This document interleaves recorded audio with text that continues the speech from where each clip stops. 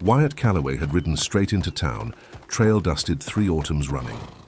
Arriving at our welcome home social, with the whole season's drive still caked into his clothes rather than stopping first at the bunkhouse to wash.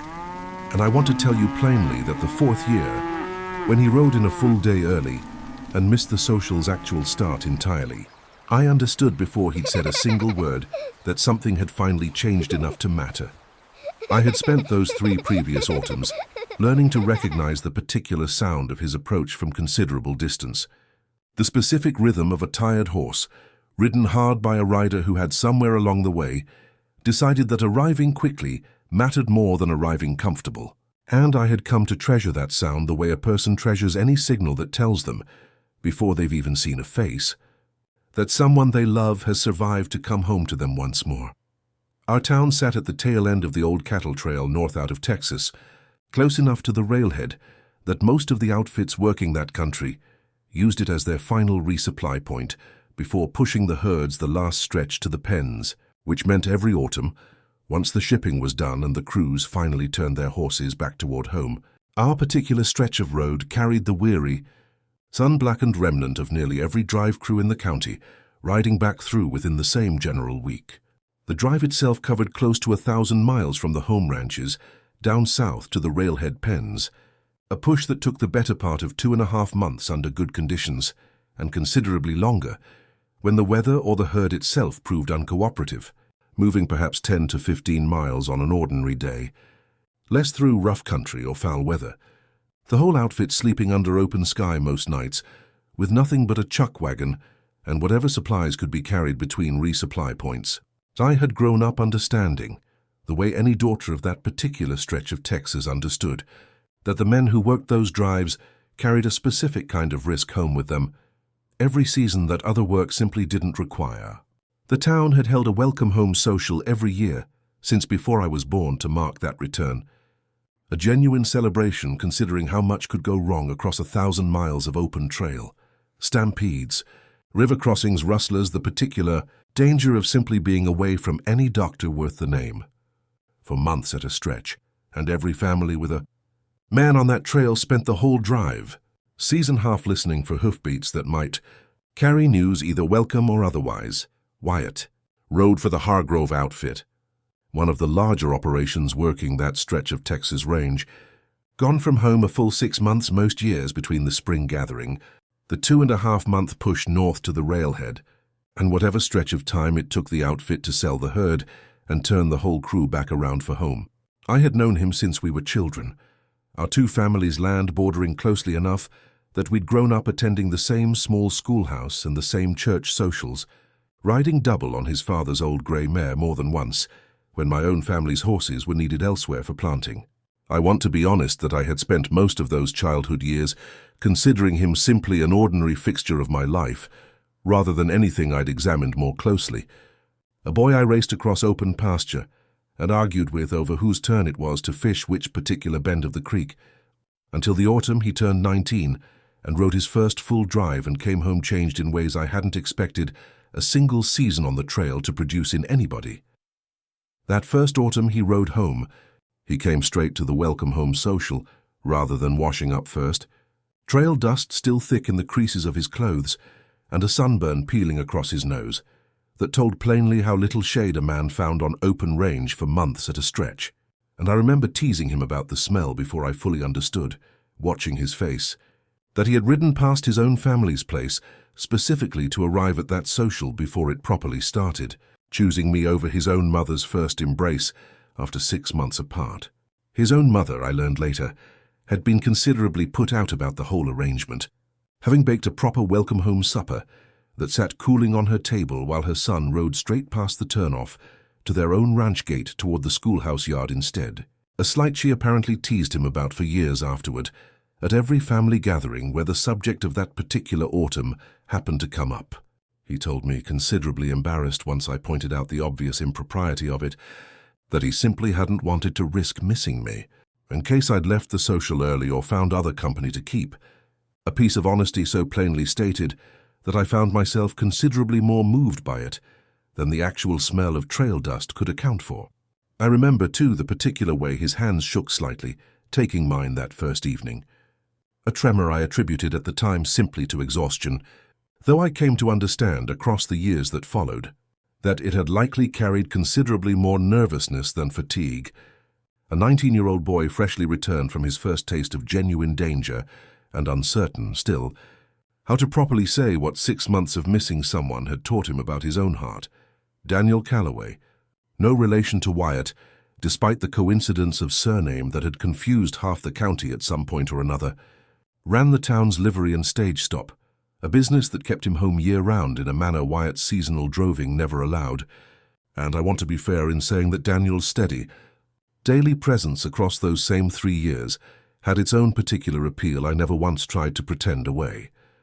He had inherited the livery from his own father 2 years before Wyatt's first drive, and had built it, through considerable careful work, into a business the whole county relied on, well regarded by everyone from the stage line company to the smallest homesteader needing a horse shod or a wagon repaired. He rose most mornings before the sun to feed and water the stock in his care, kept meticulous records of every transaction in a ledger he was visibly proud of, and had by his mid-20s already earned the particular quiet respect a small town extends only to men who prove themselves reliable year after year, without ever once needing to be reminded of an obligation. He walked me home from church most Sundays during the long stretches Wyatt was gone, mended my father's wagon wheel without being asked when it split one February, brought fresh oranges up from a supplier in San Antonio each Christmas because he'd once heard me mention, offhand, that I'd loved them as a girl and possessed exactly the kind of dependable, present kindness that a woman could reasonably build a whole comfortable life around without ever once wondering, some cold winter evening, whether her husband was safe on a trail 800 miles distant. I want to tell you honestly that those 6-month absences cost me something real every single year. A particular anxious arithmetic I performed almost daily once Wyatt's outfit rode out each spring, counting weeks against the ordinary hazards of trail work, listening too closely to every piece of news that filtered back from Kansas about stampedes or river troubles, or rustling along whatever stretch of country that year's drive happened to be crossing. I kept a small calendar tacked inside my own wardrobe door those years, marking off each week with a private ritual nobody else in my family knew about, a habit I'd started the very first spring he rode out and never once managed to break across the 3 years that followed. My mother caught me at it once that second spring, and I remember the particular gentleness with which she simply closed the wardrobe door again without comment, understanding, I think, considerably more about the particular grief of loving a man who left every year than I gave her credit for at the time, given that my own father had ridden a handful of drives himself in his younger years, before settling permanently to ranching. Some evenings, that private counting felt like nothing more than a young woman's foolish superstition, as though marking the days properly might somehow protect him from whatever danger the trail actually held. And other evenings, it felt like the only thing standing between myself and a worry too large to hold otherwise. Daniel never once asked me to choose between them outright. Those 3 years, though I understood well enough that his own patient courting operated on a particular quiet logic, that eventually, worn down by enough autumns of anxious waiting, I might simply choose the man who never left, rather than the one who always eventually rode back. The second autumn brought its own particular scare. Word reaching town in August that the Hargrove outfit had lost 2 men and nearly a third of the herd, fording a river running high with unexpected rain. The news arriving second-hand through a telegraph message relayed from the railhead office to our own postmaster, who read the casualty names aloud to a small crowd gathered anxiously outside his window, rather than posting them privately. The whole town's collective worry too large that particular week for any pretense of private grief. I spent nearly 3 weeks not knowing whether Wyatt numbered among the lost before a rider finally confirmed the crew's names. 3 weeks during which I barely slept properly, barely ate what my mother set in front of me, jumping at every sound of hooves on the road regardless of hour. I remember sitting up most of one particular night that stretch, certain I'd heard a rider approaching only to find by lantern light nothing but wind moving through the yard's cottonwood tree, and I remember the particular shame of crying afterward, not from relief, but from the sheer exhaustion of having hoped so hard for nothing. I remember the particular quality of relief that swept through me on hearing his name spoken as among the living. A relief so complete, It frightened me nearly as badly as the preceding weeks of not knowing had. My knees actually giving out beneath me on my own front porch, in a manner that alarmed my mother considerably. He rode into that year's welcome home social again straight off the trail, thinner than I'd ever seen him, and with a fresh scar along his forearm he wouldn't fully explain. And I want to tell you that I did not care that autumn about propriety or trail dust or any of it, simply crossing that crowded social floor to embrace him, in front of the whole watching town before he'd even finished dismounting properly. Several of the older women present remarking afterward with more amusement than disapproval that they'd never once seen a young woman abandon decorum so completely in living memory. The third autumn, Daniel finally asked me directly, one quiet Sunday walk home from church that spring, before the drive crews had even ridden out, whether I intended to keep waiting indefinitely for a man who spent half his life on a trail I couldn't follow him down, or whether I might consider building something more certain with a man who'd never once need to leave me wondering, some distant August, whether he was even still alive. We had stopped walking by then, standing at the particular bend in the road where our paths toward our respective homes diverged, spring wildflowers just beginning to come up along the fence line, and a mild breeze carrying the smell of turned earth from the fields on either side. And I remember the careful, deliberate way he'd chosen that spot, private enough for honest conversation, but public enough that neither of us could pretend, afterward, that the question had never properly been asked. I did not have a ready answer for him that particular Sunday, and I want to be honest, that the question troubled me considerably through the whole of that summer's waiting, turning over, more seriously than I had allowed myself to before, whether love strong enough to survive 6 months of anxious silence every single year was actually a sustainable foundation for an entire lifetime, or simply a young woman's romantic notion that sensible practicality would eventually and properly outgrow. I wrote Wyatt a letter that summer, care of the outfit's expected supply stops, describing the conversation in careful terms without quite naming what had prompted it, and I never once received a reply before the drive crews themselves rode back through in September, the trail's own uncertain mail delivery leaving me to wonder, those anxious weeks, whether my letter had even reached him at all. It was near the end of that third summer, with the drive crews expected back any week, that Daniel told me, with a directness that surprised me, given how patiently he'd waited 3 years already, that he intended to ask me something considerably more permanent at this particular year's Welcome Home Social, in front of the whole gathered town, the same public venue that had apparently come to represent, for both the men courting me, whatever this particular arithmetic was ultimately going to resolve into. I did not know how to answer him plainly, and I want to admit that some part of me, that whole anxious final week of waiting, genuinely did not know which answer I would give if both men actually arrived at that social, prepared to press the question at once. Wyatt rode into town a full day early that fourth autumn, missing the Welcome Home Social's actual scheduled start entirely, and I learned only afterward exactly why. He had heard second-hand through a rider who'd passed the Hargrove outfit on the trail some weeks back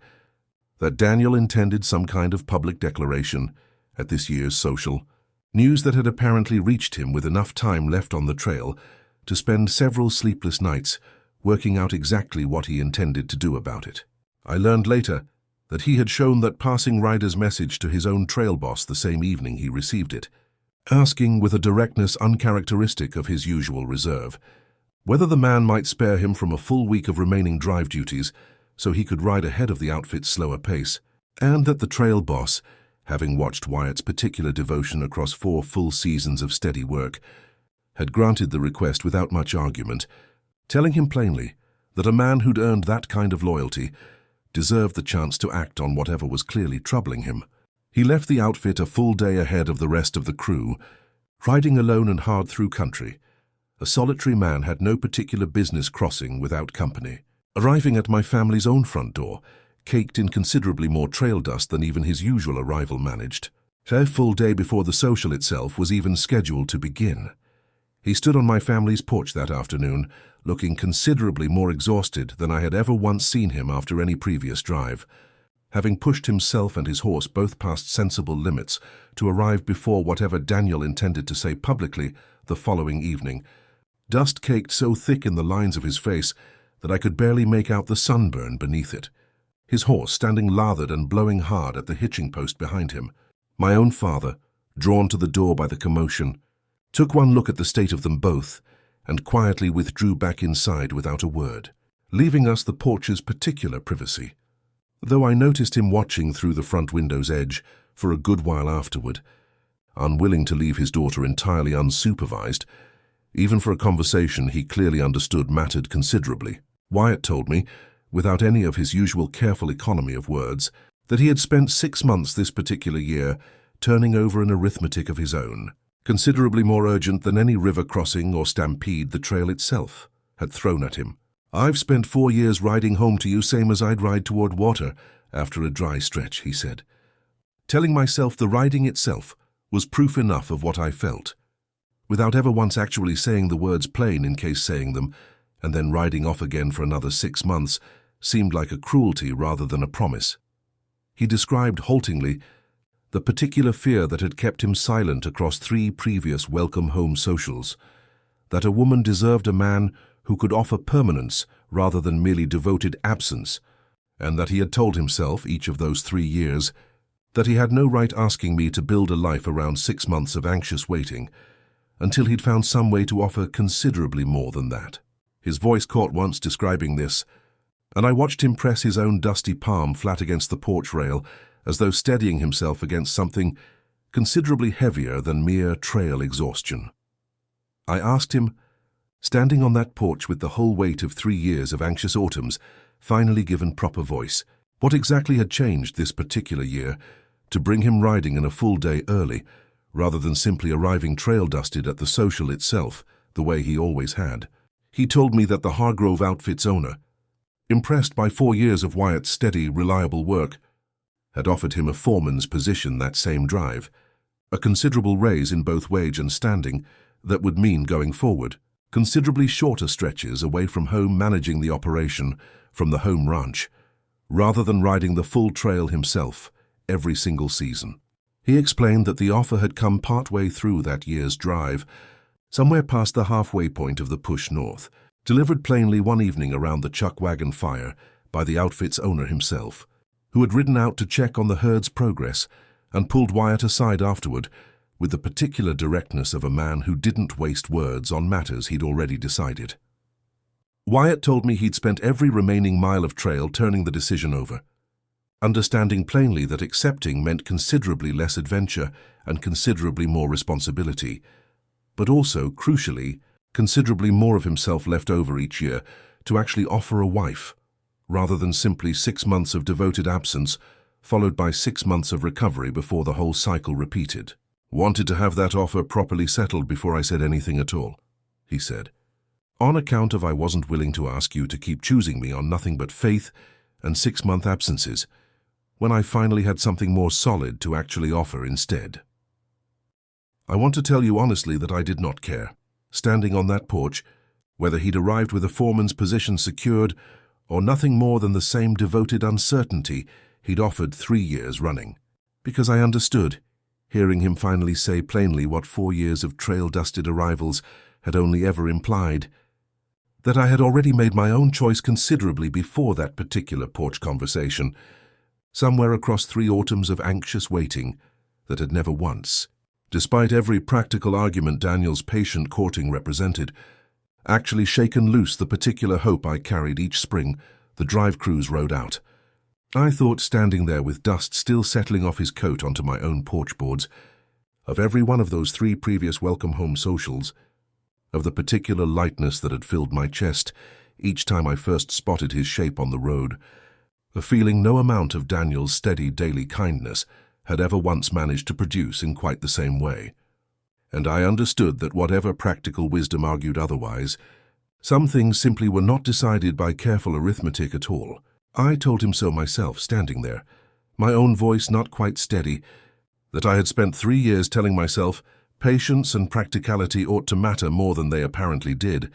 and that watching him ride himself half to exhaustion rather than risk losing me to careful timing had taught me, in the space of one dusty porch conversation, considerably more about what I actually wanted than 3 years of anxious deliberating ever had. Daniel found us together the following evening. At the welcome home social itself, Wyatt having properly washed by then and dressed in his one good shirt,